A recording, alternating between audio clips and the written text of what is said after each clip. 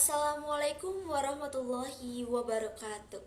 Tepamkeun wasta abdi Sofi Nurul Azmi, wilujeng enjing kanggo pamirsa sadayana, simkuring dina waktos ieu bade ngadugikeun sawatara warta anu kantos kajantenan dina akhir bulan kapengker ieu dugi ka ayeuna, nyaeta kaulinan lato-lato.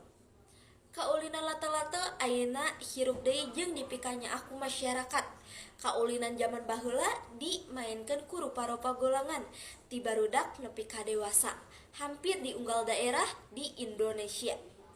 Lato-lato lain ngan muncul dina kahirupan sapopoe, tapi oge nembus alamaya.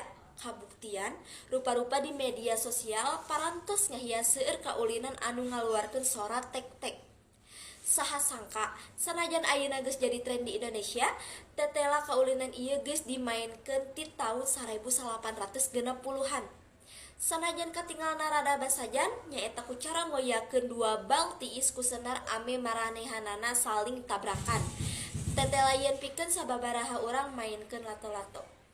Nurutkeun Quartz, kaulinan lato-lato asalna ti Amerika Serikat, di mana di negara asalna disebut clackers, click-clacks, atawa knockers. Dina awal 70-an, ratusan produsen kaulinan ieu geus ngajual jutaan clackers sadunia. Main lato-lato teh rame, terutami abdi resep pisan.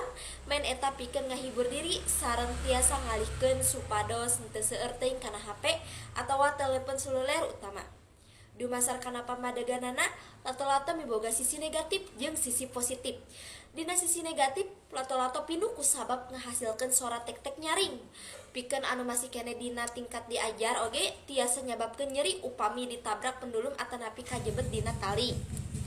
Kauntunganna lato-lato tambah nyaeta pikeun ngalatih konsentrasi sareng stabilitas emosional pamain. Sesana maranehanana poho kana gatgeut nu biasa dicekel jeung diputer unggal waktu. Poho kaulinan anu anjeunna main sababaraha jam nalika aranjeunna nuju main alat. Sanajan kitu, sakabeh eta masih balik deui ka porsina. Mainan wae utamina lato-lato tetep kudu ati-ati. Main nu leureus sareng ulah kaleulewihan. Rupina sakitu warta anu parantos tiasa didugikeun ku simkuring. Kapayunan pamirsa sadaya mugi ieu warta janten mangpaat kanggo pamirsa sadayana. Hatur nuhun.